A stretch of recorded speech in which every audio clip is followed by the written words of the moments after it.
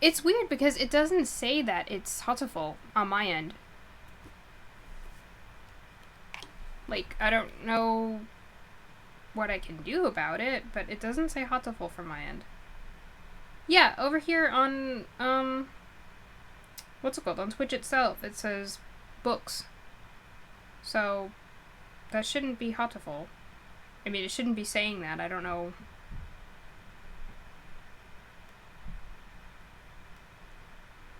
Yeah. That's what I was gonna say, because over here it says everything right. And, what's it called? Yes, Nageki is here too. That's okay. It's alright, but yeah, Nageki is joining us again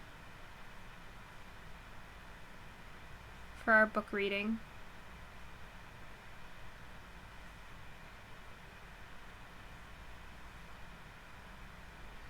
Oh, okay. No worries. I have Turtwig here too, but he's off to the side. Also Square Bunny. Oh yeah, I explained before, but I think that's before anybody got here, that you might hear like a tinkle tinkle tinkle noise, and it's not a cute little birdie on my windowsill or a squirrel or anything like that. It's the upstairs neighbor's air conditioner, which they have.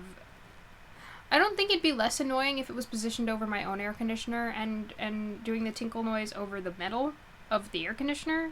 But now it's making the tinkle noise over the windowsill. So, every now and then you might hear.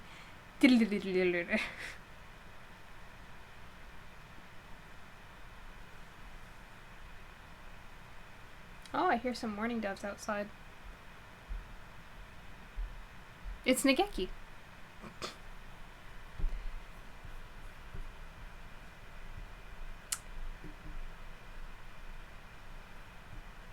I don't know if you can hear that.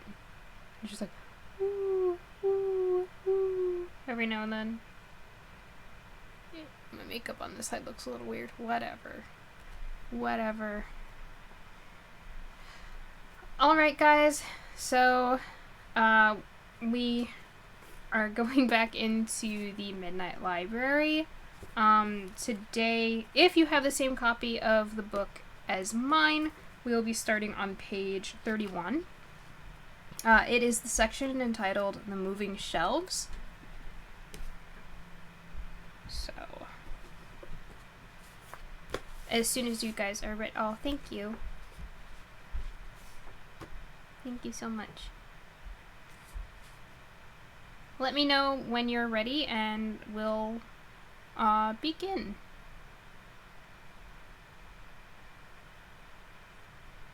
It's a really nice day here today. It's like not too hot, but it definitely feels more late spring, early summer, I'd say.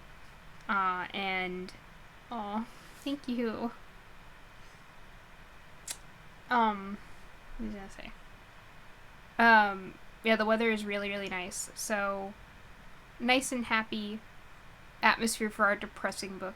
But hopefully things will get better. Again, I left a message on the social media posts where I posted this. I also left a message on the first video that was uploaded to YouTube. And, obviously I said this last time as well, but I do want to reiterate that this book goes over heavy subjects, including the topics of suicide, suicidal thoughts, and it contains mentions of death. So, if this subject matter is too heavy for you, or, even if you're okay right now, but then later on it ends up being too heavy, please do not be ashamed or afraid to click off of the video. Please do, and keep yourself safe. Prioritize keeping yourself safe and in a good mental and emotional place. I'm optimistic that things are going to get maybe a little more positive at this point, but I have not read this before. This is completely blind to this, so I can't say for certain. But yes, so please, if you are uncomfortable at all, please go ahead and leave. But let's go ahead and get started. The moving shelves. The shelves on either side of Nora began to move. The shelves didn't change angles, they just kept on sliding horizontally. It was possible that the shelves weren't moving at all, but the books were, and it wasn't obvious why or even how. There was no visible mechanism making it happen, no sound or sight of books falling off the end, or rather the start of the shelf. The books slid by at varying degrees of slowness, depending on the shelf they were on, but none moved fast. What's happening? Mrs. Elm's expression stiffened, and her posture straightened, her chin retreating a little into her neck. She took a step closer to Nora and clasped her hands together. "It is time, my dear, to begin." "If you don't mind me asking, begin what?" "Every life contains many millions of decisions, some big, some small. But every time one decision is taken over another, the outcomes differ. An irreversible variation occurs, which in turn leads to further variations. These books are portals to all the lives you could be living." "What?" "You have as many lives as you have possibilities. There are lives where you make different choices, and those choices lead to different outcomes. If you had done just one thing differently, you would have a different life story. And they all exist in the Midnight Library. They are all as real as this life." "Parallel lives?" "Not always parallel. Some are more perpendicular." "So, do you want to live a life you could be living? Do you want to do something differently? Is there anything you wish to change? Did you do anything wrong?" That was an easy one. Yes, absolutely everything. The answer seemed to tickle the librarian's nose. Mrs. Elm quickly rummaged for the paper tissue that was stuffed up the inside of her sleeve of her polo neck. She brought it quickly to her face and sneezed into it. "Bless you," said Nora, watching as the tissue disappeared from the librarian's hands the moment she'd finished using it, as though through some strange and hygienic magic. "Don't worry, tissues are like lives. There are always more." Mrs. Elm returned to her train of thought. "Doing one thing differently is often the same as doing everything differently. Actions can't be reversed within a lifetime, however much we try. But you are no longer within a lifetime. You have popped outside. This is your opportunity, Nora, to see how things could be." This can't be real, Nora thought to herself. Mrs. Elm seemed to know what she was thinking. "Oh, it is real, Nora Seed, but it is not quite reality as you understand it. For want of a better word, it is in between. It is not life. It is not death. It is not the real world in a conventional sense, but nor is it a dream. It isn't one thing or another. It is, in short, the Midnight Library." The slow-moving shelves came to a halt. Nora noticed that on one of the shelves, to her right, at shoulder height, there was a large gap. All the other areas of the shelves around her had the books tightly pressed side by side, but here, lying flat on the thin white shelf, there was only one book. And this book wasn't green like the others. It was gray as the stone of the front of the building where she had seen it through the mist. When she had seen it through the mist. Mrs. Elm took the book from the shelf and handed it to Nora. She had a slight look of anticipatory pride, as if she'd handed her a Christmas present. It had seemed light when Mrs. Elm was holding it, but it was far heavier than it looked. Nora went to open it. Mrs. Elm shook her head. "You always have to wait for my say-so." "Why? Every book in here, every book in this entire library, except one, is a version of your life. This library is yours. It is here for you. You see, everyone's lives could have ended up in an infinite number of ways. These books on the shelves are your life, all starting from the same point in time. Right now. Midnight. Tuesday the 28th of April. But these midnight possibilities aren't the same. Some are similar, some are very different." "This is crackers," said Nora, "except one? This one?" Nora tilted the stone-gray book towards Mrs. Elm. Mrs. Elm raised an eyebrow. "Yes, that one. It's something you have written without ever having to type a word." "What?" "This book is the source of all your problems, and the answer to them, too." "But What is it? It is called, my dear, the Book of Regrets. Wow. Oh, I guess we're at like the second stage of the book, I guess we would call it. This book is not broken up into chapters, but I see we have an italicized headline, The Book of Regrets, which has like one line after it, and then a subtitle, The Book of Regrets. Yeah. I'm really excited to see where this is going. So, The Book of Regrets. Nora stared at it. She could see it now, the small typeface. Oh, I get it. The section is called The Book of Regrets, and then what is the subtitle down there is actually her looking at the title of that book. I understand. The small typeface embossed the cover. The Book of Regrets. Every regret you have ever had, since the day you were born, is recorded in here, Mrs. Elm said, tapping her finger on the cover. I now give you permission to open it. As the book was so heavy, Nora sat down cross-legged on the stone floor to do so. She began to skim through it.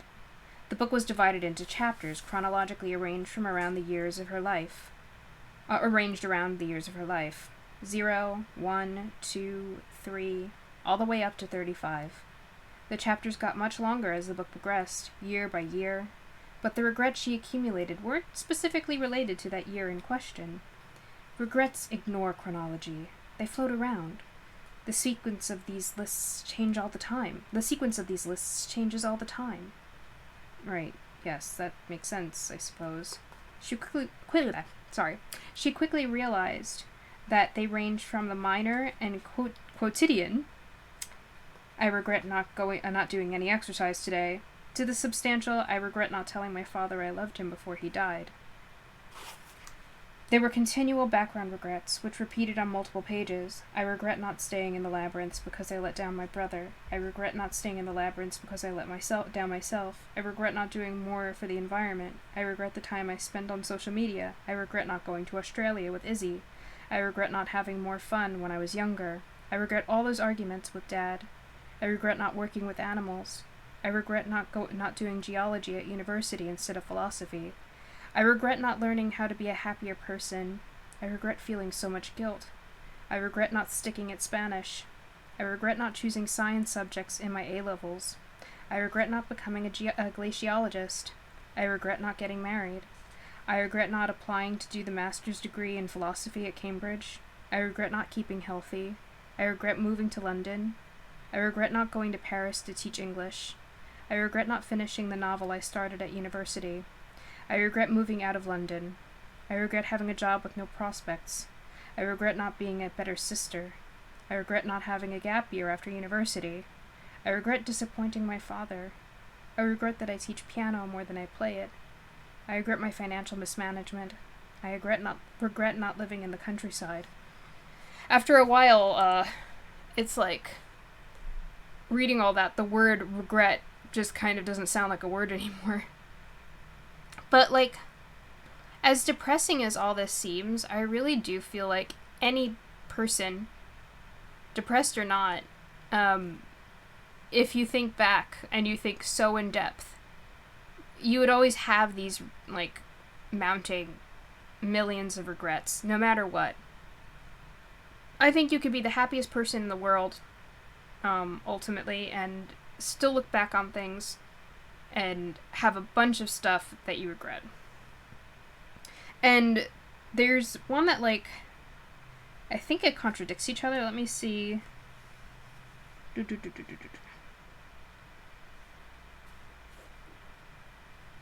Yeah, I regret moving to London, and then I regret moving out of London. Like, so regrets can also be very circumstantial as well. I think it depends as well on, like, where we are, what state of mind we're in at the time that we're having them. And if you just compile all of them, you'll often find ones that contradict. Interesting to see that all laid out.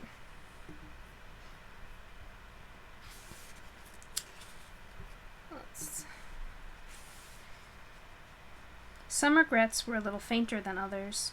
One regret shifted from practically invisible to bold and back again, as if it was flashing on and off, right there as she looked at it. The regret was, I regret not yet having children. That is a regret that sometimes is, and sometimes isn't, explained Mrs. Elm, again somehow reading her mind. There are a few of those. From the age of 34 onwards, in the longest chapter at the end of the book, there were a lot of Dan-specific regrets.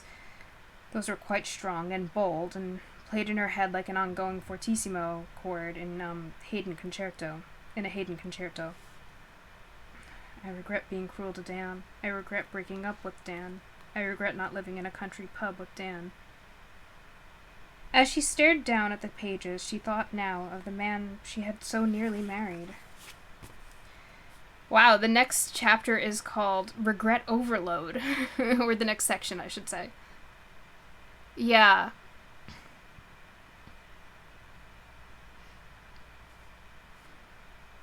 She'd met Dan while living with Izzy in Tooting. Big smile. I'm wondering, is that pronounced right?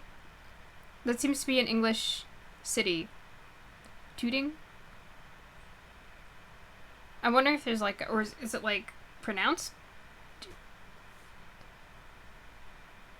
Like toot? Or... I don't want to upset anyone from this place.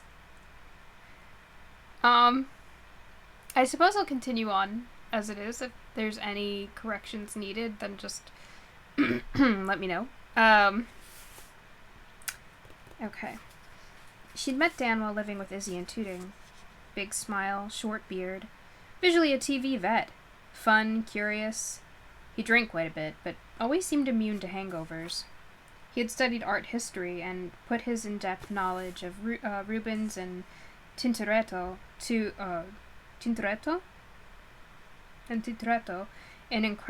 incredible use by becoming head of PR for a brand of protein flapjacks.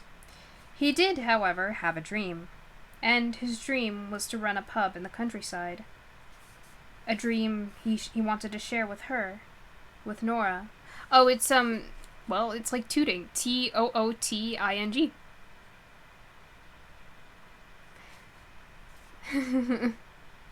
Okay. Just wanted to make sure. And she got carried away with his enthusiasm. Got engaged, but suddenly she had realized she didn't want to marry him. Deep down, she was scared of becoming her mother. She didn't want to replicate her parents' marriage. Still staring blankly at the Book of Regrets, she wondered if her parents had ever been in love, or if they had got married because marriage was something you did at the appropriate time with the nearest available person. A game where you grabbed the first person you could find and when the music stopped. She had never wanted to play that game. That's interesting, this idea of equating love and marriage to sort of like musical chairs. Bertrand Russell wrote that to fear love is to fear life, and those who fear life are already 3 parts dead. Maybe that was her problem. Maybe she was just scared of living. But Bertrand Russell had more marriages and affairs than hot dinners, so perhaps he was no one to give advice. When her mum died 3 years before the wedding, Nora's grief was immense. Though she had suggested that the date should be put back, it somehow never was, and Nora's grief fused with depression and anxiety and the feeling that her life was out of her own control.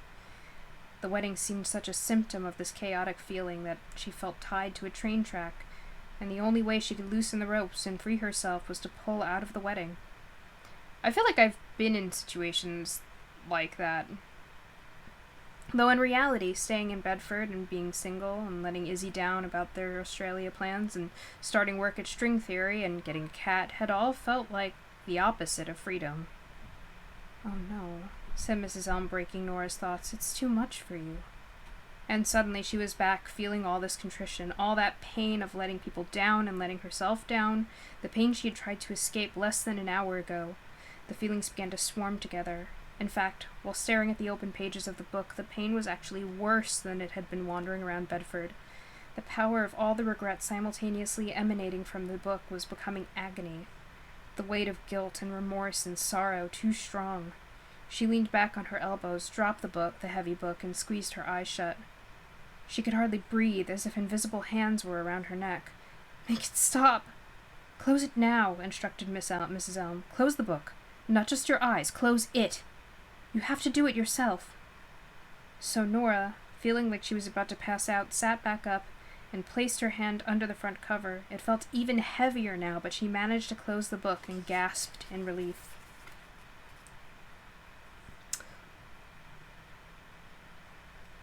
The next section is called Every Life Begins Now. Well, Mrs. Elm had her arms folded. Though she looked identical to the Mrs. Elm Nora had always known, her manner was definitely a little more brusque. It was Mrs. Elm, but also somehow not Mrs. Elm. It was quite confusing. "Well, what?" Nora said, still gasping, still relieved she could no longer feel the intensity of all her regrets simultaneously. "Which regret stands out? Which decision would you like to undo? Which life would you like to try on?" She said that precisely. Try on. As if this was a clothes shop and Nora could choose a life as easily as a t-shirt. It felt like a cruel game. That was agony. I felt like I was about to be strangled. What is the point of this? As Nora looked up, she noticed the lights for the first time. Just naked bulbs, hanging down from wires attached to the ceiling, which seemed like a normal kind of light gray ceiling, except it was a ceiling that reached no walls. Like the floor here, it went on forever. "The point is, there is a strong possibility that your old life is over. You wanted to die, and maybe you will. And you will need somewhere to go. Somewhere to land. Another life. So you need to think hard. This library is called the Midnight Library because every new life on offer here begins now. And now is midnight. It begins now. All these futures. That's what is here. That's what your books represent. Every other immediate present and ongoing future you could have had." "So there are no pasts in there?" "No, just the consequence of them. But those books are also written, and I know them all. But they are not for you to read." "And when does each life end? It could be seconds, or hours, or it could be days, months, more. If you have found a life you truly want to live, then you get to live it until you die of old age. If you really want to live a life hard enough, you don't have to worry. You will stay there as if you have always been there, because in one universe, you have always been there. The book will never be returned, so to speak. It becomes less of a loan and more of a gift. The moment you decide you want that life, really want it, then everything that exists in your head now, including this Midnight Library, will eventually be a memory so vague and intangible it will hardly be there at all." One of the lights flickered overhead. "The only danger," continued Mrs. Elm, more ominously, "is when you're here, between lives. If you lose the will to carry on, it will affect your root life, your original life, and that could lead to the destruction of this place. You'd be gone forever. You'd be dead. And so would your access to all of this." "That's what I want. I want to be dead. I would be dead because I want to be. That's why I took the overdose. I want to die." "Well, maybe. Or maybe not. After all, you're still here." Nora tried to get her head around this. "So, how do I return to the library, if I'm stuck in a life even worse than the one I've left?" "It can be subtle, but as soon as disappointment is felt in full, you'll come back here. Sometimes the feeling creeps up, other times it comes all at once. If it never arrives, you'll stay put, and you will be happy there, by definition. It couldn't be simpler, so pick something you would have done differently, and I will find you the book. That is to say, the life." Yeah. I really like the subheader too. Nora stared down at the book of regrets lying closed on the yellow-brown floor tiles. She remembered chatting late at night with Dan about his dream of owning a quaint little pub in the country. His enthusiasm had been infectious, and it had almost become her dream, too. I wish I hadn't left Dan, and that I was still in a relationship with him. I regret us not staying together and working towards that dream. Is there a life where we are still together? Of course, said Mrs. Elm. The books in the library began to move again, as though the shelves were conveyor belts. This time, though, instead of going as slow as a wedding march, they moved faster and faster and faster, until they couldn't really be seen as individual books at all. They just whirred by in streams of green. Then, just as suddenly, they stopped. Mrs. Elm crouched down and took a book from the lowest shelf to her left. The book was one of the darker shades of green. She handed it to Nora. It was a lot lighter than the Book of Regrets, even though it was a similar size. Again, there was no title on the spine, but a small one embossed on the front, precisely the same shade as the rest of the book. It said, My Life. But it's not my life. Oh, Nora, they are all your lives. What do I do now? You open the book and turn to the first page. Nora did so. Okay, said Mrs. Elm with careful precision. Now, read the first line. Nora stared down and read. She walked out of the pub into the cool night air. And Nora had just enough time to think to herself, pub. After that, it was happening. The text began to swirl and soon became indecipherable in fast motion as she felt herself weaken. She never knowingly let go of the book, but there was a moment where she was no longer a person reading it, and a consequent moment where there was no book or library at all. The Three Horseshoes. Nora was standing outside in crisp, clean air, but unlike in Bedford, it wasn't raining here. Where am I? She whispered to herself. There was a small row of quaint stone terraced houses on the other side of the gently curving road. Quiet, old houses with all their lights off nestled at the edge of a village before fading into the stillness of the countryside. A clear sky, an expanse of dotted stars, a waning crescent moon, the smell of fields, the two-way tweet-too of tawny owls, and then quiet again, a quiet that had a presence, that was a force in the air. Weird. She had been in Bedford, then in that strange library, and now she was here, on a pretty village road, without hardly even moving. On this side of the road, golden light filtered out out of a downstairs window. She looked up and saw an elegantly painted pub sign creaking softly in the wind. Overlapping horseshoes underneath carefully italicized words. The Three Horseshoes. In front of her there was a chalkboard standing on the pavement. She recognized her own handwriting at its neatest. The Three Horseshoes, Tuesday night, quiz night, 8:30 p.m. True knowledge exists in knowing that you know nothing. Socrates, after losing our quiz. This was a life where she put 4 exclamation marks in a row. That was probably what happier, less uptight people did. A promising omen. She looked down at what she was wearing. A denim shirt with sleeves rolled halfway up her forearms and jeans and wedge-heeled shoes, none of which she wore in her actual life. She had goosebumps from the cold and clearly wasn't dressed to be outside for long. There were 2 rings on her ring finger. Her old sapphire engagement ring was there, the same one she had taken off, through trembles and tears, over a year ago, accompanied by a simple silver wedding band. Crackers. She was wearing a watch. Not a digital one in this life. An elegant, slender analog one with Roman numerals. It was about a minute after midnight. How did this happen? Her hands were smoother in this life. Maybe she used hand cream. Her nails shone with clear polish. There was some comfort in seeing the familiar small mole on her left hand. Footsteps crunched on gravel. Someone was heading towards her down the driveway. A man visible from the light of the pub windows and solitary street lamp. A man with rosy cheeks and gray Dickensian whiskers and a wax jacket. A Toby jug made flesh. He seemed, from his overly careful gait, to be slightly drunk. "Good night, Nora. I'll be back on Friday for the folk singer. Dan said he's a good one." In this life, she probably knew the man's name. Right. Yes, of course. Friday. It should be a great night. At least her voice sounded like her. She watched as the man crossed the road, looking left and right a few times despite the clear absence of traffic, and disappearing down a lane between the cottages. It was really happening. This was actually it. This was the pub life. This was the dream made reality.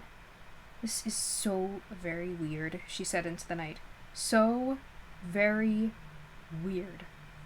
A group of 3 left the pub too, then 2 women and a man. They smiled at Nora as they walked past.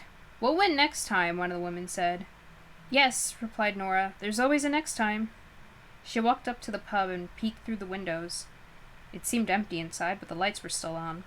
That group must have been the last to leave. The pub looked very inviting, warm and characterful.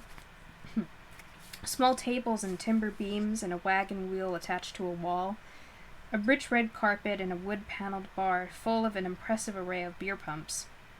She stepped away from the window and saw a sign just beyond the pub, past where the pavement became grass. Quickly she trotted over and read what it said. "Littleworth. Welcomes careful drivers." Then she noticed in the top center of the sign a little coat of arms around which orbited the words Oxfordshire County Council. "We did it," she whispered into the country air. "We actually did it." This was the dream Dan had first mentioned to her while walking by the Seine in Paris. Is that right? It's Seine.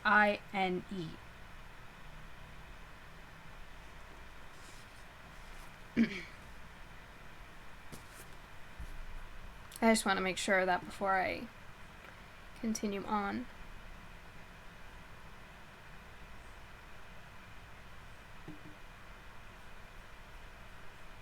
Yeah.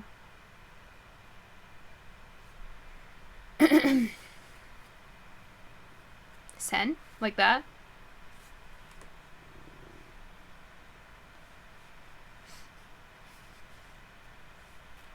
Like centimeter sen?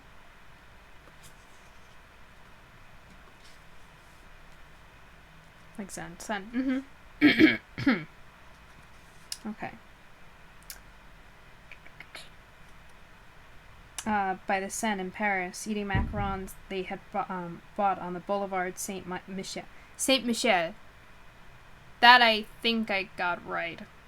My French accent is terrible, so sorry. But, a dream not of Paris, but of rural England, where they would live together. A pub in the Oxfordshire countryside. When Nora's mom's cancer aggressively returned, reaching her lymph nodes and rapidly colonizing her body, that dream was put on hold, and Dan moved on with her from London back to Bedford. Her mom had known of their engagement and had planned to stay alive long enough for the wedding. She had died 4 months too soon. Maybe this was it. Maybe this was the life. Maybe this was the first time lucky, or second time lucky. She allowed herself an apprehensive smile. She walked back along the path and crunched over the gravel, heading towards the side door the drunken, whiskery man in the wax jacket had recently departed from. She took a deep breath and stepped inside. It was warm and quiet. She was in some kind of hallway or corridor. Terracotta floor tiles, low wood paneling, and above, wallpaper full of illustrations of sycamore leaves. She walked down the little corridor and into the main pub area, which she had peeked at through the window. She jumped as a cat appeared out of nowhere. An elegant, angular chocolate Burmese purring away. She bent down and stroked it and looked at the engraved name on the disc attached to the collar. Voltaire. A different cat, with the same name. Unlike her dear beloved Ginger Tabby, she doubted this Voltaire was a rescue. The cat began to purr. "Hello, Volts number 2. You seem happy here.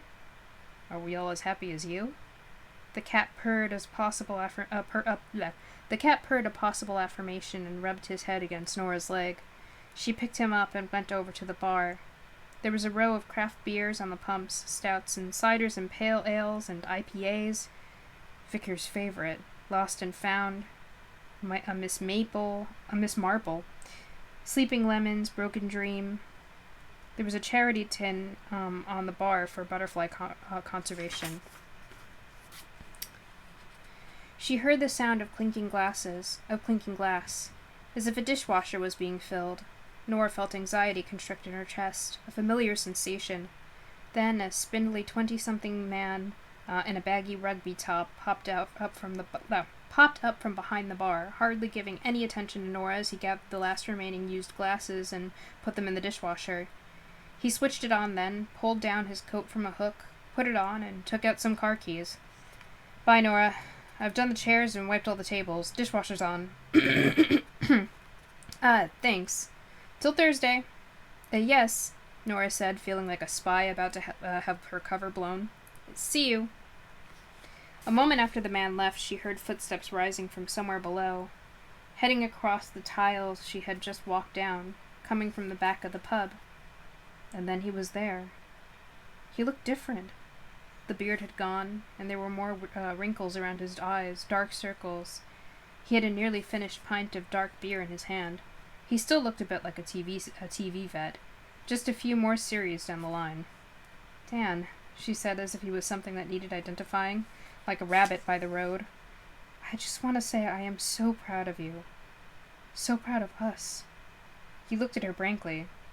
"It was just turning the chiller units off. Got to clean the lines tomorrow. We've left it for a fortnight." Nora had no idea what he was talking about. She stroked the cat. "Right. Yes. Of course. The lines." Her husband, for in this life that was who he was, looked around at all the tables and upside-down chairs. He was wearing a faded Jaws t-shirt. "Have Blake and Sophie gone home?" Nora hesitated. She sensed he was talking about people who worked for them. The young man in the baggy rugby top was presumably Blake. There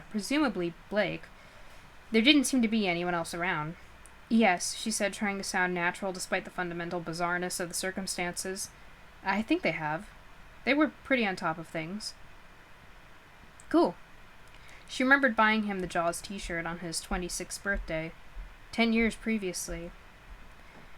The answers tonight were something else. One of the teams, the one Pete and Jolie were on, thought Maradona painted the Sistine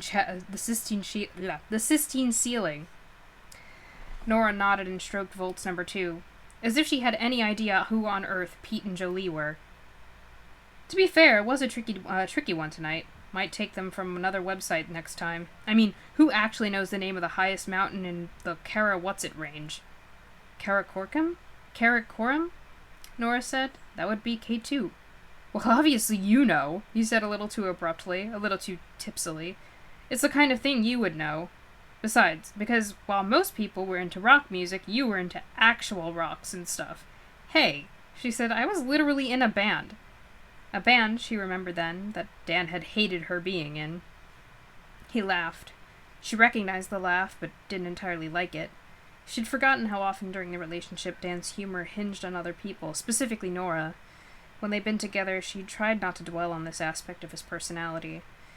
He'd had so many other aspects. He'd been so lovely to her mom when she was ill, and he could talk at ease about anything. He was so full of dreams about the future. He was attractive and easy to be around, and he was passionate about art and always stopped to chat to the homeless. He cared about the world. A person was like a city. You couldn't let a few less desirable parts put you off the whole. There may be bits you don't like, a few dodgy side streets and suburbs, but the good stuff makes it worthwhile. He had listened to a lot of annoying podcasts that he thought Nora should listen to, and laughed in a way that grated on her, and gargled loudly with mouthwash, and yes, he hogged the duvet, and could occasionally be arrogant in his opinion on art and film and music, but there was nothing overtly wrong with him. Well, now that she thought about it, he'd never been supportive of her music career, and had advised her that being in the labyrinths and signing a music deal would be bad for her mental health, and that her brother was being a bit selfish. But at the time she had viewed that not so much as a red flag, but a green one. Her thinking was, he cared, and it was nice to have someone who cared, who wasn't bothered about fame and superficialities, and could help navigate the waters of life. And so when he had asked her to marry him in the cocktail bar on the top floor of the Oxo Tower, she had agreed, and maybe she had always been right to agree. He stepped forward into the room, placed his pint down momentarily, and was now on his phone, looking up better pub quiz questions. She wondered how much he had drunk tonight. She wondered if the dream of owning a pub had really been a dream of drinking an endless supply of alcohol. What is the name of a 20-sided polygon? I don't know, Nora lied, not wanting to risk a similar reaction to the one she'd received a moment ago. He put the phone down in his pocket. We did well, though. They all drank loads tonight. Not bad for a Tuesday. Things are looking up. I mean, there's something to tell the bank tomorrow. Maybe they'll give us an extension on the loan. He stared at the beer in his glass, swirled it around a little, then downed it. Oh, I've got to tell AJ to change the lunch menu. No one in Littleworth wants to eat candied beetroot and broad bean salad and corn cakes. This isn't pissing Fitzrovia. And I know they're going down well, but I think those wines you chose aren't worth it. Especially the Californian ones. Okay. He turned and looked behind him. Where's the board? What? The chalkboard. Thought you'd brought it in. So that was what she'd been doing outside. Been outside for. No, I'm going to do it now. Thought I saw you go out. Nora smiled away her nerves. Yes, well, I did. I had to... I was worried about the cat. Voltaire. I couldn't find him, so I went outside to look for him, and then I found him, didn't I? Dan was back behind the bar, pouring himself a scotch. He seemed to sense she was judging him. This is only my third. Fourth, maybe. It's quiz night. You know I get nervous during the computing. And it helps me be funny. And I was funny, don't you reckon? Yes. Very funny. Total funniness. His face fell into a serious mode. I saw you talking to Erin. What did she say? Nora wasn't sure how best to answer this.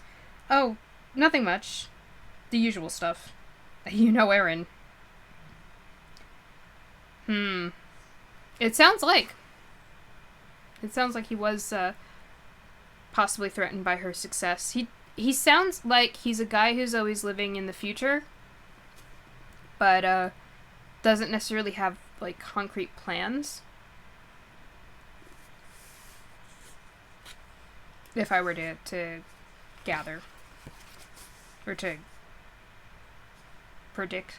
I don't know what word I'm trying for here.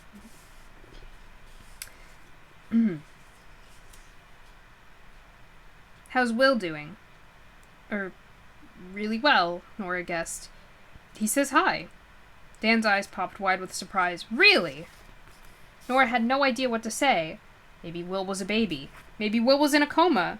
Sorry, no, he didn't say hi. Sorry, I'm not thinking. Anyway, I'll, go and get the board. She put the cat down on the floor and headed back out. This time she noticed something she had missed on entering. A framed newspaper article from the Oxford Times, with a picture of Nora and Dan standing outside the Three Horseshoes. Dan had his arm around her. He was wearing a suit she had never seen before, and she was in a smart dress she would never have worn. She rarely wore dresses in her original life. Pub owners make dream a reality. They had, according to the article, bought the pub cheaply and in a neglected state, and then renovated it with a mix of a modest inheritance, Dan's, and savings and bank loans. The article presented a success story, though it was 2 years old. She stepped outside, wondering whether a life could really be judged from just a few minutes after midnight on a Tuesday, or maybe that was all you needed. The wind was picking up. Standing out on that quiet village street, the gusts pushed the board a little along the path, nearly toppling it over. Before she picked it up, she felt a buzz from a phone in her pocket. She hadn't realized it was in there. She pulled it out, a text message from Izzy. She noticed that her wallpaper was a photo of herself and Dan somewhere hot.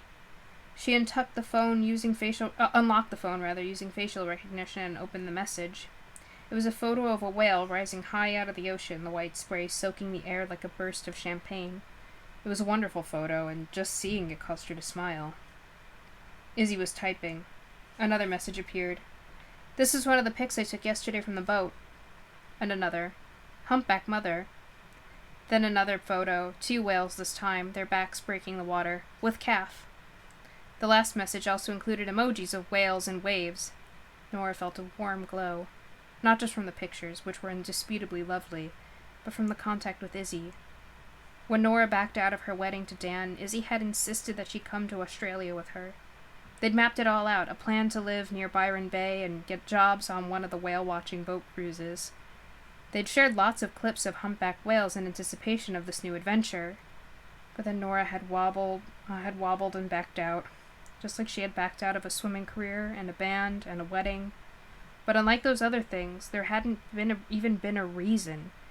Yes, she had started working at string theory, and yes, she felt the need to tend to her parents' graves, but she knew that staying in Bedford was the worst option. And yet she picked it, because of some strange predictive homesickness that festered alongside a depression that told her, ultimately, she didn't deserve to be happy. That she had hurt Dan, and that a life of drizzle and depression in her hometown was her punishment, and she hadn't the will or clarity or, hell, the energy to do anything. So, in effect, she swapped her best friend for a cat. In her actual life, she had never fallen out with Izzy. Nothing that dramatic. But after Izzy had gone to Australia, things had faded between them until their friendship became just a vapor trail of sporadic Facebook and Instagram likes and emoji-filled birthday messages. She looked back through the text conversations between her and Izzy and realized that even though there was still 10,000 miles between them, they had a much better relationship in this version of things. When she returned to the pub carrying the sign this time, Dan was nowhere to be seen, so she locked the back door and waited a while in the pub hallway, working out where the stairs were, and unsure if she actually wanted to follow her tipsy sort of husband up there. Surmise? Surmise when?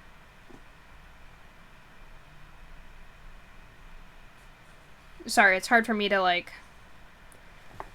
look up, consistently. Oh, the word I was looking for.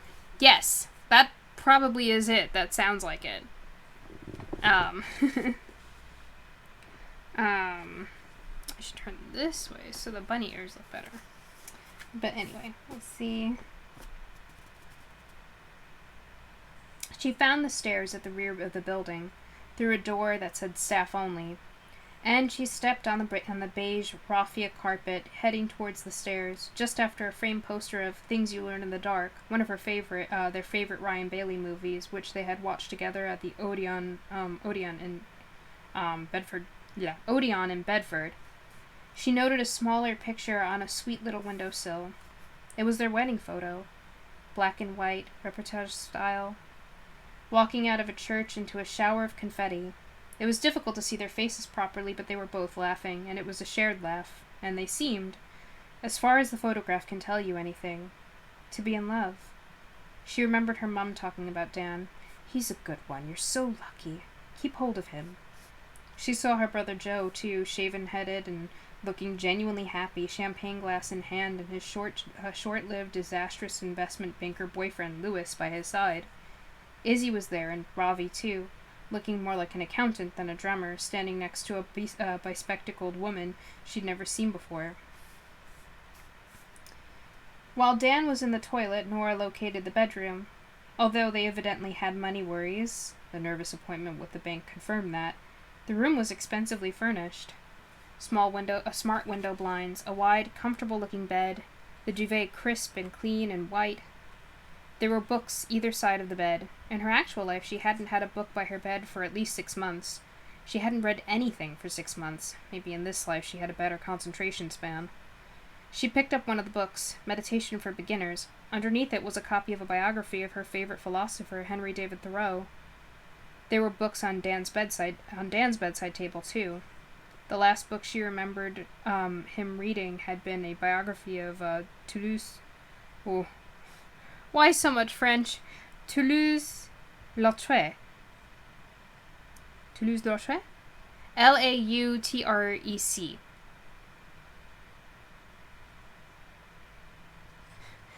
You'll just have to tell me if that's right. They really are! First Sakuya yesterday, and now this. This is like the difficulty level has been upped. I'm gonna take a sip of water while I wait. L'autre? Lettre? Is that it? Lettre? Not super pronounced K at the end of... Or C or K sound, is it? Or is it? Or is it?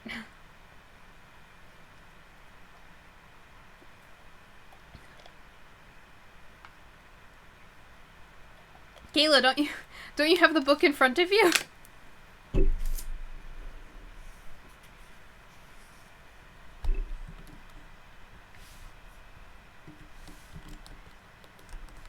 Here, I'll write it here.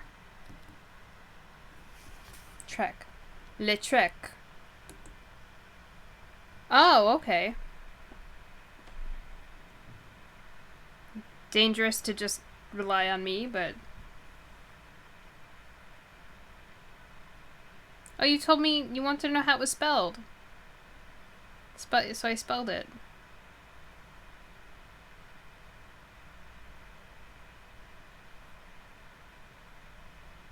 Oh, okay. The huh was, I get it, not a questioning huh, just like a huh. Yes, I think I gathered that it was an artist, but I don't know how to pronounce the name. There are plenty of artists who I've also read about, but like, if I had to say them out loud, I might struggle with saying their name. Where were we? Ah, yes, okay. The last book she remembered him reading had been a biography of Toulouse-Lautrec, a tiny giant, but in this life, he was reading a business book called Zero to Hero, Harnessing Success in Work, Play, and Life, and the latest edition of the Good Pub Guide. She felt different in her body, a little healthier, a little stronger, but tense. She patted her stomach and realized that in this life, she worked out a bit more. Her hair felt different, too. She had a heavy fringe, and, feeling it, she could tell her hair was longer at the back. Her mind felt a little woozy. She must have had at least a couple of glasses of wine. A moment later she heard the toilet flush. Then she heard gargling. It seemed to be a bit noisier than necessary. "Are you all right?" Dan asked when he came into the bedroom. His voice, she realized, didn't sound like she remembered. It sounded emptier.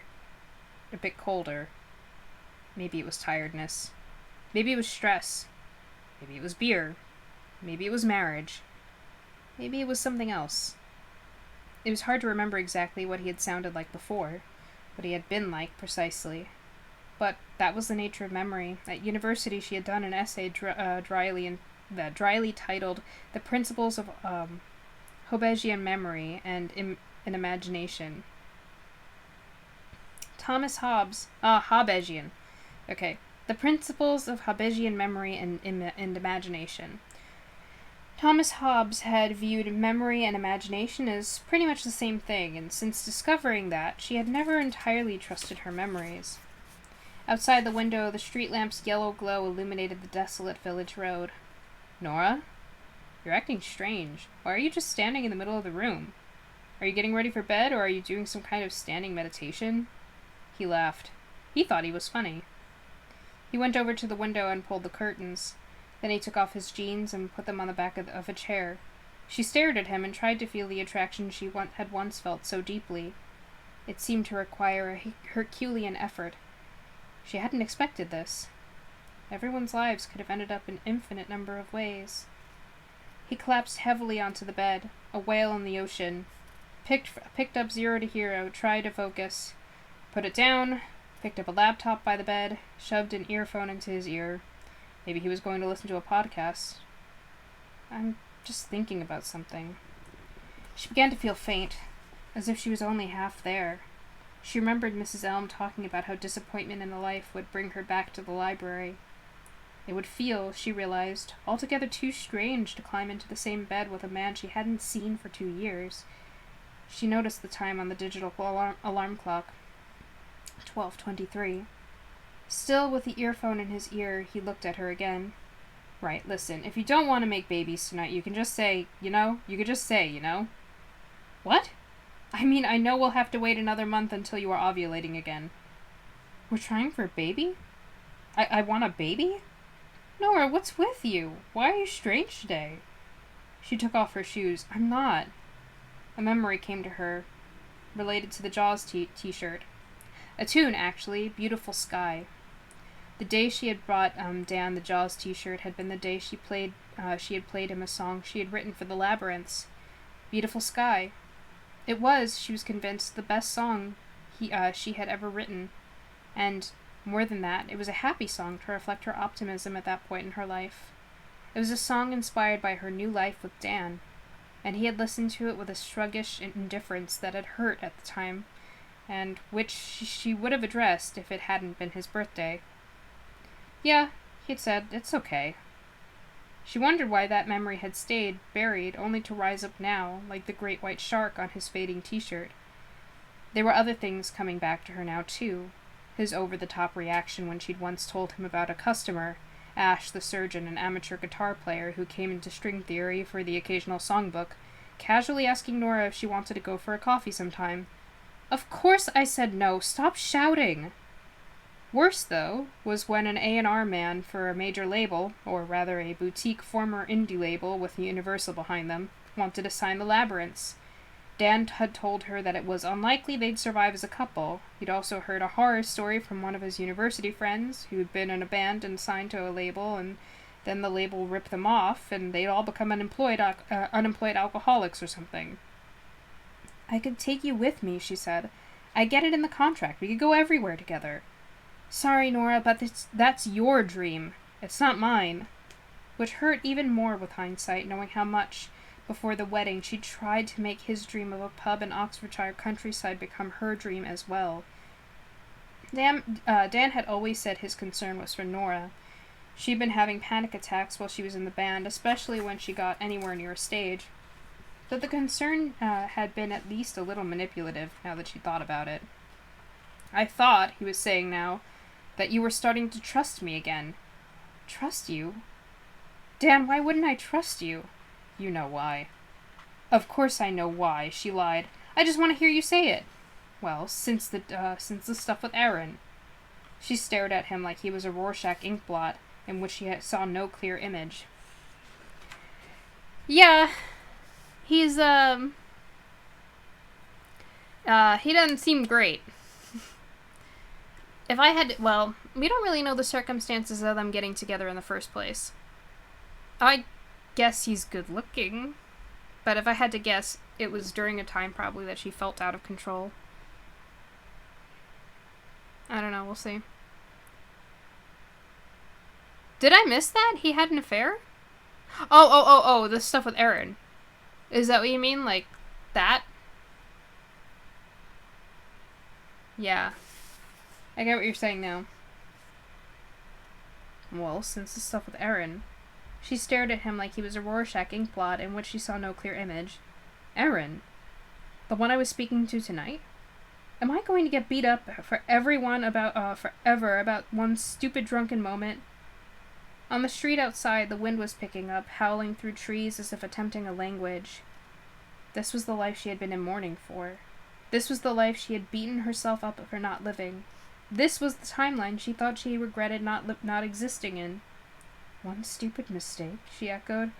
Okay, 2. It was multiplying. 2? I was in a state. You know, the pressure of this place. And I was very drunk.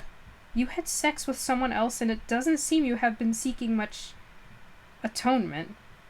Seriously, why drag all this up? We've been through this. Remember what the counselor said about focusing on where we want to go rather than where we've been? Do you ever think that maybe we just aren't right for each other? What? I love you, Dan, and you can be a very kind person. And you were great with my mom. And we have great conversations. But do you ever feel that we passed where we were meant to be? That we changed? She sat down on the edge of the bed, the furthest corner away from him. Do you ever feel lucky to be with me? Do you realize how close I was to leaving you 2 days before the wedding? Do you know how messed up you would have been if I hadn't turned up at the wedding? Wow. Really? You have yourself in quite high esteem there, Nora. Shouldn't I? I mean, shouldn't everyone? What's wrong with self-esteem? And besides, it's true. There's another universe where you send me WhatsApp messages about how messed up you are how messed up you are without me. How you turned to alcohol, although it seems like you turned to alcohol with me too. You send me texts saying you miss my voice. He made a dismissive noise, somewhere between a laugh and a grunt. Well, right now I am most definitely not missing your voice. She couldn't get beyond her shoes. She found it hard, maybe impossible, to take off another item of clothing in front of him. And stop going on about my drinking. If you are using drinking as an excuse for screwing someone else, I can go on about your drinking. I am a country landlord, scoffed Dan. It's what country landlords do. Be jovial and merry and willing to partake in many and manifold beverages we sell. Jeez. Since when did he speak like this? Did he always speak like this? Bloody hell, Dan. He didn't even seem bothered, to seem graceful in any way for the universe he was in. The universe she had left so guilty for not allowing to happen. She had felt so guilty for not allowing to happen. He reached for his phone, still with his laptop on the duvet. Nora watched him as he scrolled. Is this what you imagined? Is the dream working out? Nora, let's not do this heavy shit. Just get to bloody bed. Are you happy, Dan? No one's happy, Nora. Some people are. You used to be. You used to light up when you talked about this. You know, the pub.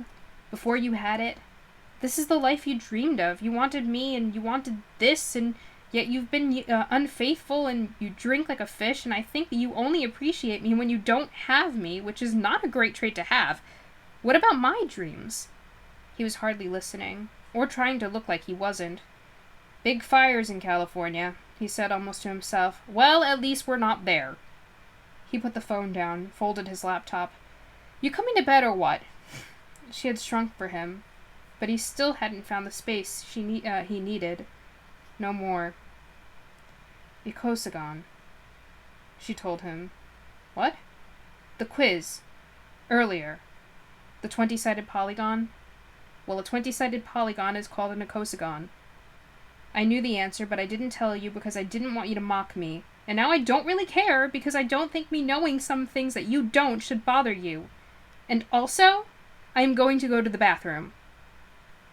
And she left Dan, with his mouth open, and trod gently on the wide floorboards out of the room. She reached the bathroom, switched a light on. There were tingles in her arms and legs and torso, like electric static in search of a station. She was fading out. She was sure. There wasn't long left here. The disappointment was complete. It was an impressive bathroom. There was a mirror. She gasped at her reflection. She looked healthier, but also older. Her hair made her look like a stranger. This was not the life she imagined it to be. And Nora wished the self in the mirror good luck. And the moment after that, she was back, somewhere inside the Midnight Library, and Mrs. Elm was staring at her from a small distance away with a curious smile. Well, how did that go? The penultimate update Nora had posted before she found herself between life and death. Yeah, he's an ass. Like, he's just a jerk.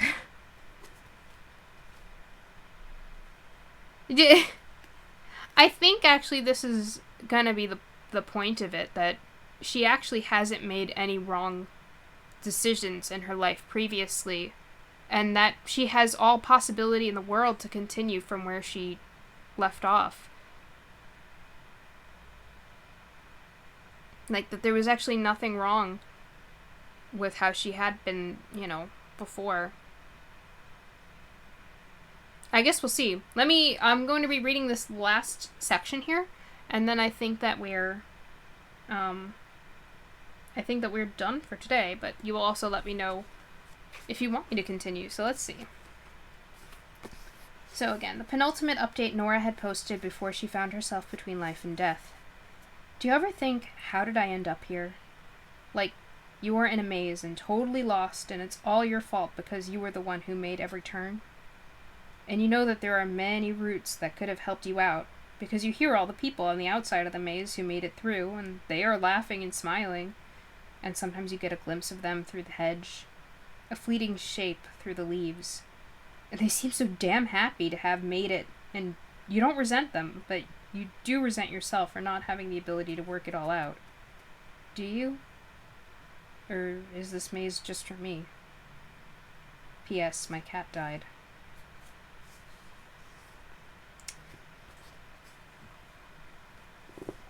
So, let me know what you guys think.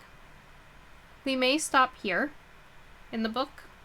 The next section is going to be called the chessboard.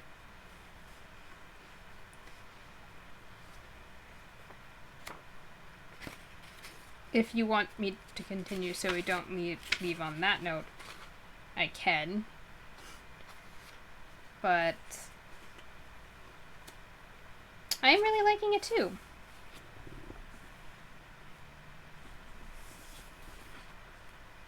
How are you guys feeling?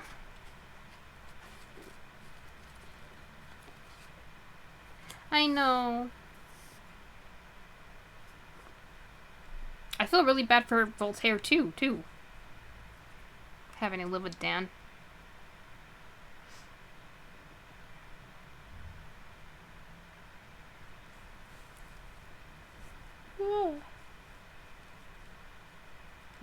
Let me know if you're good for some more. Okay. Yeah, I'll keep going for a little bit. Let's see. And then we can discuss a bit. Hold on, let me see. I'm moving my little endpoint thingy. That was just me moving on the chair, by the way, guys. Sorry about that. I'm moving my little stoppy endpoint thing to the next section, so this way, we'll see. If we do stop there, we stop there. But, hold on. I'm just gonna take a drink of water. Everybody should also take water, too.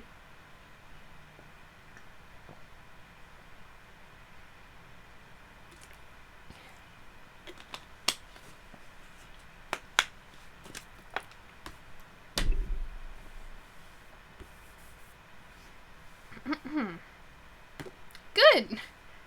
Drink it! Drink your water, guys. It's good for you. Okay. Alright, let's keep going a little bit. So, this section is the chessboard.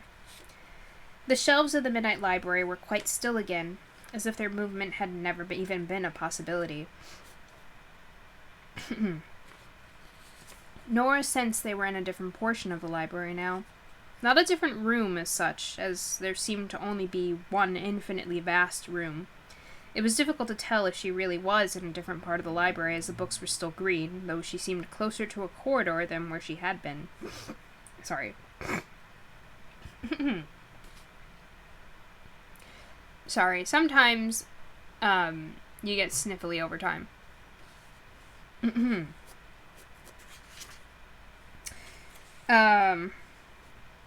And from here, she could see a glimpse of something new through one of the stacks.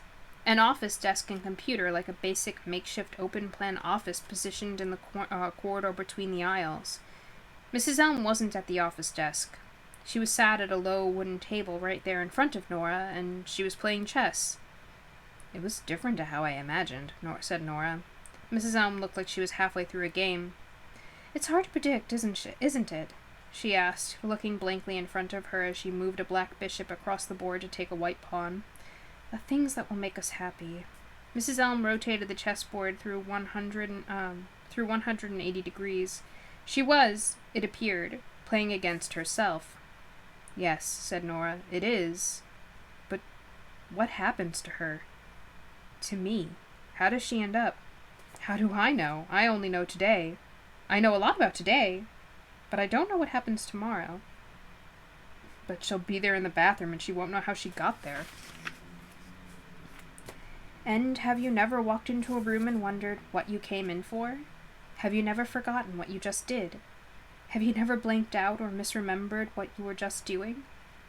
Yes, but I was there for half an hour in that life. And that other you won't know that. She will remember what you just did and said, but as if she did and said them. Nora let out a deep exhale. Dan wasn't like that. People change, said Mrs. Elm, still looking at the chessboard. Her hand lingered over a bishop. Nora rethought, or maybe he was like that and I just didn't see it. So, wondered Mrs. Elm, looking at Nora, what are you feeling? Like I still want to die. I have wanted to die for quite a while. I have carefully calculated that the pain of me living as the bloody disaster that is myself is greater than the pain of anyone else will feel if I were to die. In fact, I'm sure it would be a relief. I'm not useful to anyone. I was bad at work. I have disappointed everyone. I am a waste of carbon footprint, to be honest. I hurt people. I have no one left. Not even poor old Volts, who died because I couldn't look after a cat properly. I want to die. My life is a disaster, and I want it to end. I am not cut out for living. And there is no point going through all this, because I am clearly destined to be unhappy in other lives too. That is just me. I add nothing. I am wallowing in self-pity. I want to die. Mrs. Elm studied Nora hard, as if reading a passage in a book she had read before, but had just found it contained a new meaning. Want, she told her, in a measured tone, is an interesting word. It means lack. Sometimes, if we fill that lack with something else, the original want disappears entirely. Maybe you have a lack problem rather than a want problem.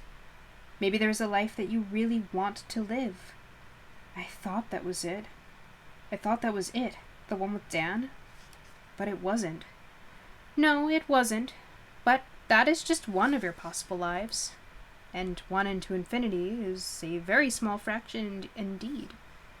Every possible life I could live has me in it, so it's not really every possible life.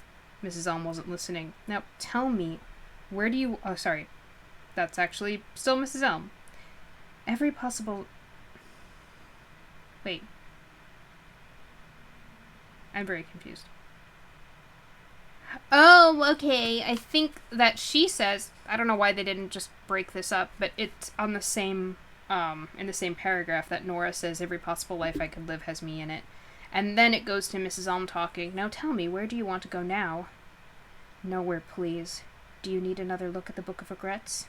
Nora scrunched her nose and gave a minute shake of her head. She remembered the feeling of being suffocated by so much regret. No. What about your cat? What was his name again? Voltaire. He was a bit pretentious, and he wasn't really a pretentious cat, so I just called him Volts for short. Sometimes Voltsy if I was feeling jovial. Which was rare, obviously. I couldn't even finalize a name for a cat.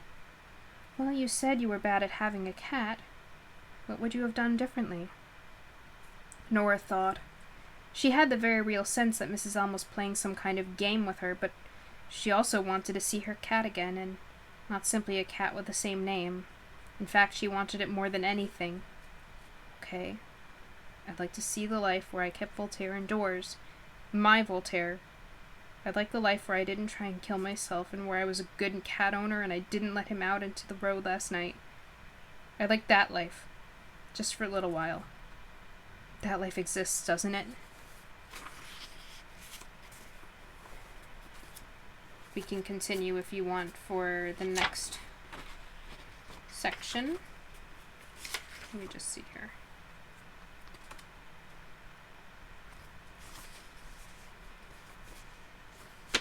I think it'd be good to continue through this one.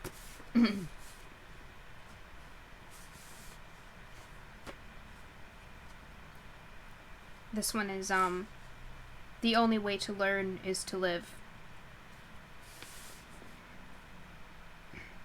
Nora looked around and found herself lying in her own bed. She checked her watch. It was 1 minute past midnight. She switched on her light. This was her exact life, but it was going to be better because Voltaire was going to be alive in this one. Her real Voltaire. But where was he? Volts? She climbed out of bed. Volts! She looked all over her flat and couldn't find him anywhere. The rain patted against the windows. That much hadn't changed. Her new box of antidepressants was out on the kitchen unit.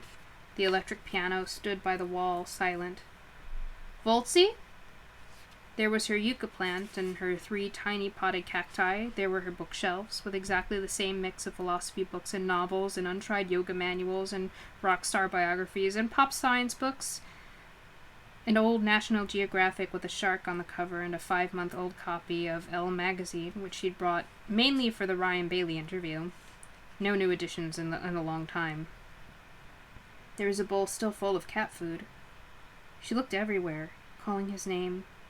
It was only when she went back into her bedroom and looked under the bed that she saw him. Volts! The cat wasn't moving. As her arms weren't long enough to reach him, she moved the bed. Voltsy! Come on, Voltsy! She whispered, but the moment she touched his cold body, she knew, and she was flooded with sadness and confusion. She immediately found herself back in the Midnight Library, facing Mrs. Elm, who sat this time in a comfy chair, deeply absorbed in one of the books. I don't understand, Nora told her. Mrs. Elm kept her eyes on the page she was reading. There will be many things that you don't understand. I asked for the life in which Voltaire was still alive. Actually, you didn't. What? She put her book down. You asked for the life where you kept him indoors. That is an entirely different thing. Is it? Yes, entirely. You see, if you'd have asked for the life where he was still alive, I would have had to say no. But why? Because it doesn't exist. I thought every life exists. Every possible life. You see, it turns out that Voltaire had a serious case of, she read carefully from the book, restrictive cardiomyopathy. Cardiomyopathy. A severe case of it, which he was born with, and which was destined to cause his heart to go at a young age. But he was hit by a car. There is a difference, Nora, between dying in a road and being hit by a car. In her root life, Voltaire lived longer than almost any other life, except the one you've just encountered, where he died only 3 hours ago. Although he had a tough few early years, the year you had... Sorry.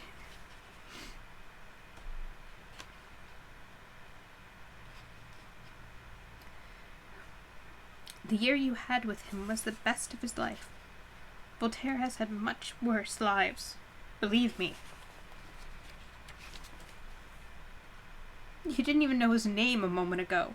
Now you know he had restrictive cardio whatever. I knew his name, and it wasn't a moment ago. It was the same moment. Check your watch. Why did you lie? I wasn't lying. I asked you what your cat's name was. I never said I didn't know what your cat's name was. Do you understand the difference? I just wanted you to say his name, so that you would feel something. Nora was hot with agitation now. That's even worse! You sent me into that life knowing Volts would be dead, and Volts was dead. So nothing changed. Mrs. Elm's eyes twinkled. Except you. What do you mean? Well, you don't see yourself as a bad cat owner anymore. You looked after him as well as he could have been looked after.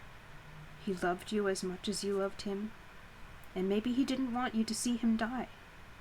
You see, cats know. They understand when their time is up. He went outside because he was going to die, and he knew it. Nora tried to take this in. Now she thought about it, there hadn't been any external signs of damage on her cat's body. She had just jumped to the same conclusion that Ash had jumped to, that a dead cat on the road was probably dead because of the road. And if a surgeon could think that, a mere layperson would think that too. 2 + 2 = car accident. Poor Volts, Nora muttered mournfully. Mrs. Elm smiled, like a teacher who saw a lesson being understood. He loved you, Nora. You looked after him as well as anyone would, as anyone could. Go and look at the last page of the Book of Regrets. Nora could see that the book was lying on the floor. She knelt on the floor beside it. I don't want to open it again. Don't worry. It will be safer this time. Just stick to the last page. Once she had flicked to the last page, she saw one of her very last regrets. I was bad at looking after Voltaire. Slowly disappear from the page. The letters fading like retreating strangers in a fog. Nora closed the book before she could feel anything bad happen. So you see? Sometimes regrets aren't based on fact at all. Sometimes regrets are just... She searched for the appropriate term and found it. A load of bullshit. Nora tried to think back to her school days to remember if Mrs. Elm had said the word bullshit before, and she was pretty sure she hadn't. But I still don't get why you let me go into that life if you knew Volz was going to be dead anyway. You could have told me. You could have just told me I wasn't a bad cat owner. Why didn't you? Because, Nora, sometimes the only way to learn is to live. Sounds hard. Take a seat, Mrs. Elm told her. A proper seat. It's not right, you kneeling on the floor. And Nora turned to see a chair behind her that she hadn't noticed before. An antique chair, mahogany and buttoned leather. Edwardian, maybe, with a brass bookstand attached to one arm. Give yourself a moment. Nora sat down. She stared at her watch. No matter how much much of a moment she gave herself, it stayed being midnight. I still don't like this. One life of sadness was enough. What is the point of risking more? Fine, Mrs. Elm shrugged. What? Let's do nothing then. You can just stay here in the library with all those lives waiting on the shelves and not choose one. Nora sensed Mrs. Elm was playing some kind of game, but she went along with it. Fine. So Nora just stood there while Mrs. Elm picked up her book again. I'm just gonna grab a tissue. Hold on 1 second. So I can stop sniffling.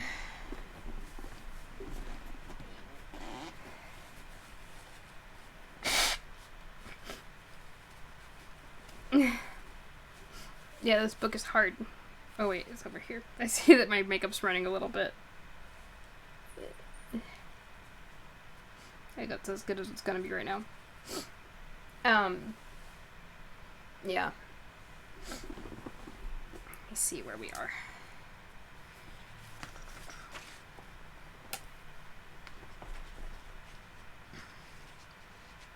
It seemed unfair to Nora that Mrs. Elm could read the lives without falling into them. Time went by, although technically, of course, it didn't. Nora could have stayed there for forever, without getting hungry or thirsty or tired. But she could, it seemed, get bored. As time stood still, Nora's curiosity about the lives around her slowly grew. It turned out to be near impossible to stand in a library and not want to pull things from the shelves. Why can't you just give me a life you know is a good one? She said suddenly. That is not how this library works. Nora had another question. Surely in most lives I will be asleep by now. I will be asleep now, won't I? In many, yes. So, what happens then? You sleep, and then you wake up in that life. It's nothing to worry about. But if you are nervous, you could try a life where it's another time. What do you mean? Well, it's not nighttime everywhere, is it? What? There are an infinite number of possible universes in which you live. Are you really saying they all exist on Greenwich Mean Time? Of course not, said Nora. She realized she was about to cave in and choose another life. She thought of the humpback whales. She thought of the unanswered message. I wish I had gone to Australia with Izzy. I would like to experience that life. Very good choice. What? It's a very good life? Oh, I didn't say that. I merely feel that you might be getting better at choosing. So it's a bad life? I didn't say that either. And the shelves sped into motion again, then stopped a few seconds afterwards. Ah, yes, there it is, said Mrs. Elm, taking a book from the second to bottom shelf. She recognized it instantly, which was odd, seeing that it looked almost identical to the others around it. She handed it to Nora affectionately, as if it was a birthday gift. There you go. You know what to do. Nora hesitated. What if I'm dead? Sorry? I mean, in another life. There must be other lives in which I died before today. Mrs. Elm looked intrigued. Isn't that what you wanted? Well, yes, but you have died an infinite number of times before today, yes. Car accident, drug overdose, drowning, about a fatal food poisoning, choking on an apple, choking on a cookie, choking on a vegan hot dog, choking on a non-vegan hot dog. Every illness it was possible for you to catch or contract. You have died in every way you can, at any time you could. So, I could open a book and just die? No, not instantaneously. As with Voltaire, the only lives available here are, well, lives. I mean, you could die in that life, but you won't have died before you enter the life, because this Midnight Library is not one of ghosts. It is not a library of corpses. It is a library of possibility. And death is the opposite of possibility. Understand? I think so. Anne Norris stared at the book she had been handed. Conifer green, smooth textured and again embossed with that broad and frustratingly meaningless title, My Life. She opened it and saw a blank page, so she moved to the next page and wondered what was going to happen this time. The swimming pool was a little busier than normal. And then she was there.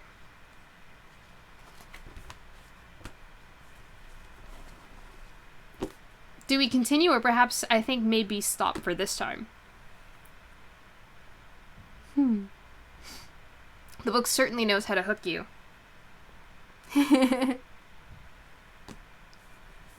I know, the book is really, really good at, like, grabbing you.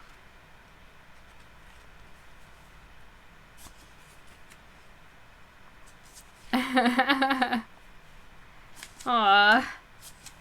I'm really excited to read more too. But, perhaps we should call it quits for a night.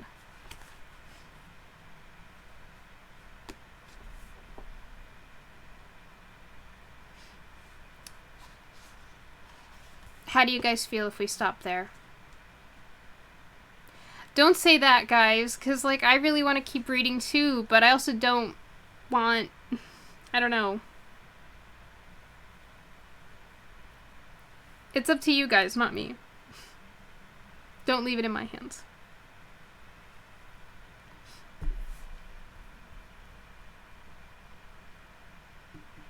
Okay. Yeah, I'm really enjoying it, though, and, I'd like, for now, that we can, like, kind of discuss. Yeah. I want to talk about stuff. What do you guys think? Is there anything that you want to talk about in specifically? In specifically?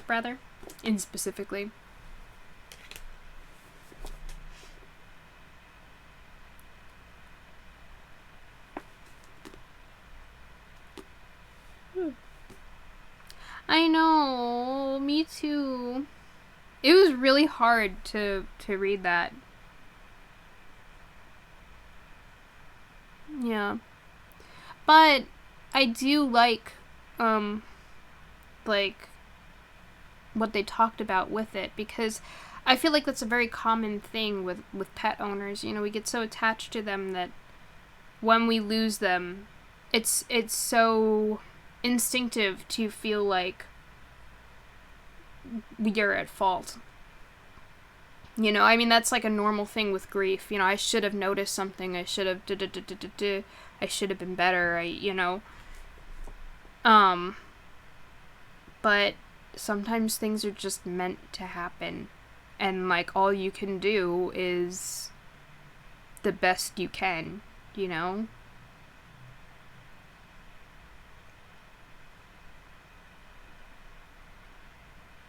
It's like...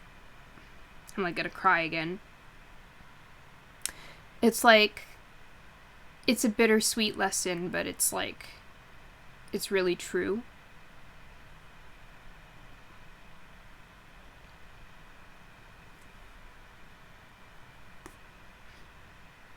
Yeah, I think so too. I think that, I think her book is going to become lighter as well. I think she's gonna realize that, there's a lot of stuff that's just, like, not in her control. Like, there are other people and other factors at play too. You know, some, like, not to say that anyone else is necessarily to blame either. Everybody makes their own choices and does their own thing.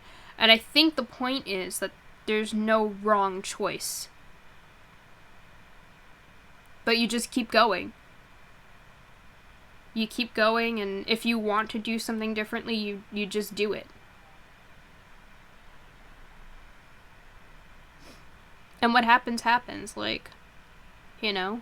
It's very much about treasuring the moment, and I just realized that my headphones are kind of unplugged, which is really funny. Thank goodness I haven't gotten any notifications or anything on my computer.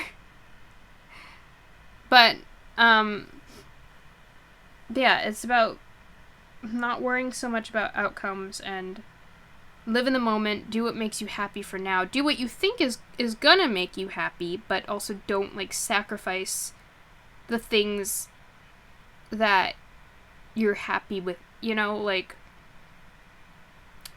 yeah.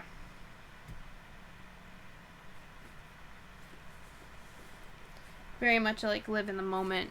Well, not live in the moment, but you know what I mean. Don't get too caught up on, like, stuff. I'm gonna put on the air conditioner. I'm like, I have an air conditioner, why aren't I using it?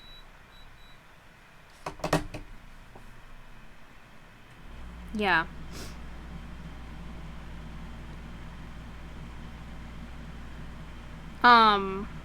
What else would you like to mention? I liked, in seeing the life with Dan, that she realized that there was always stuff wrong with Dan. He was always kind of,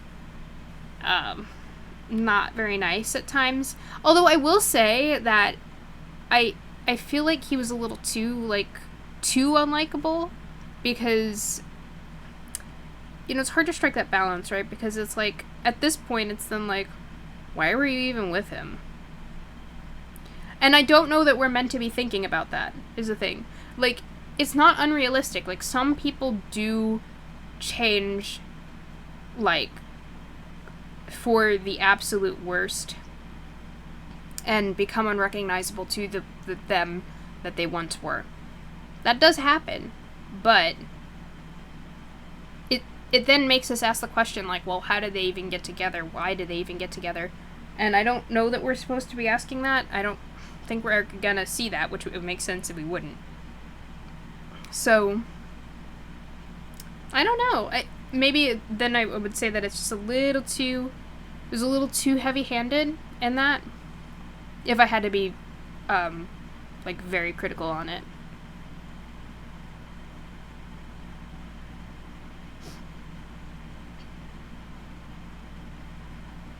Yeah.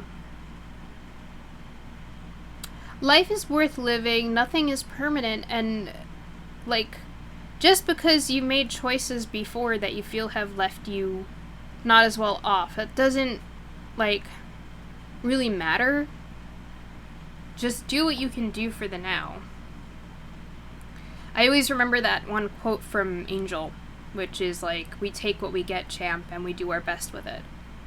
And it's like, that's what you've got to do. What is, and you've got to work with what is.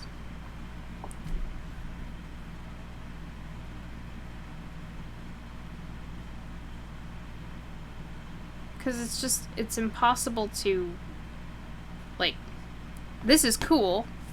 It's cool to be able to go back and live take a different choice and live that, but you can't.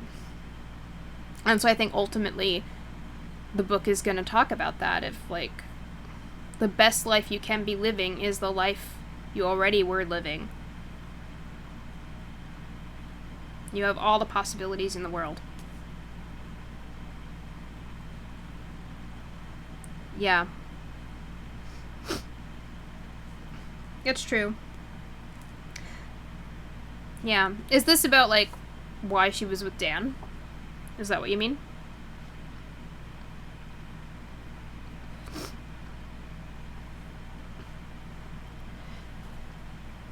I mean, that's legitimate, and, like, but that sort of speaks to this idea of, like, why did she stay? And that's not what I mean. Because, yes, people can get, like, stuck. Or, like, the change between being good to what that person becomes is actually, like, so gradual that you kind of don't realize it happening. But what I mean is, in the span of this book, for the audience reading it, it leaves us questioning more, like, why she was even together with him in the first place. If she already saw a lot of the flaws, I know she does say, like, he wasn't that bad, but she already clearly saw a lot of the flaws that, that blah, blah, ultimately were even bigger in that life. And I guess she did mention some good points to him. I guess. I don't know. I guess for me, it's just, it didn't feel like enough that would make her want to be with this person in the first place. It was just my opinion on it, that I felt like it's not unrealistic. That does happen. I just feel like for the span of the book, and the span the book was covering, it might have just been a little too heavy-handed.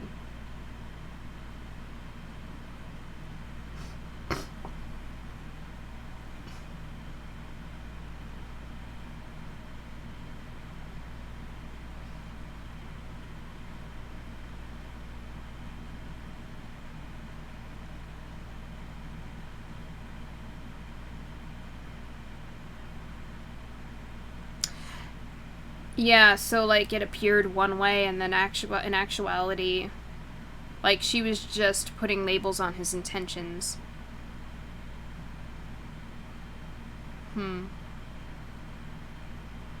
I mean, she does mention that it was, like, in hindsight, she realizes that it was manipulative.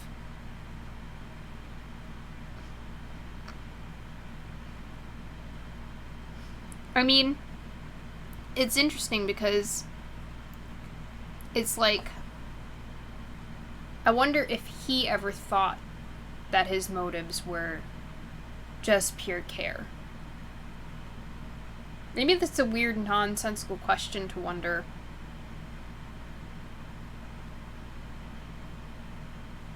Like, not that it matters in the grand scheme of things. But, well, we don't know. I mean, a lot of people in real life are not mustache-twirling villains. You know? I mean, and you can be a piece of crap and, like, I imagine he probably justified it to himself that way, though.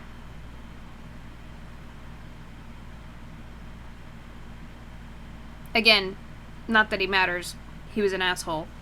But people can be selfish, but a lot of times they mask that selfishness even to themselves.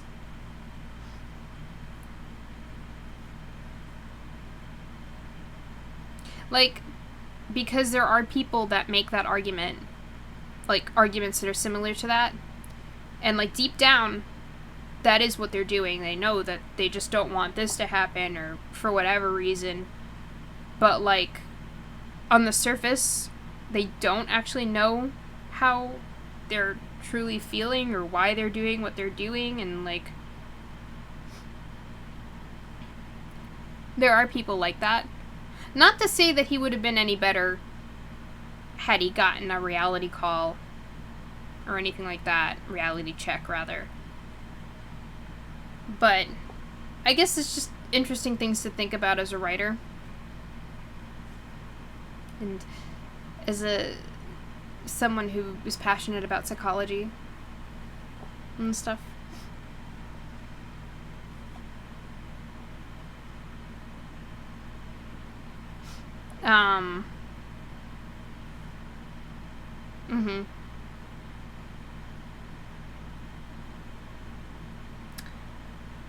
Yeah, is there anything else that you guys wanted to discuss from the reading? I sound like a teacher.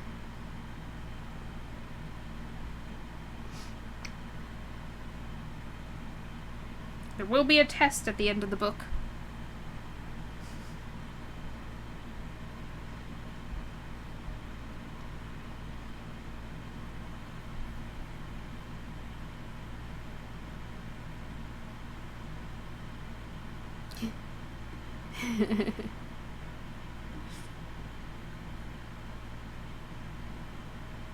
No, you got it right the second time, yeah.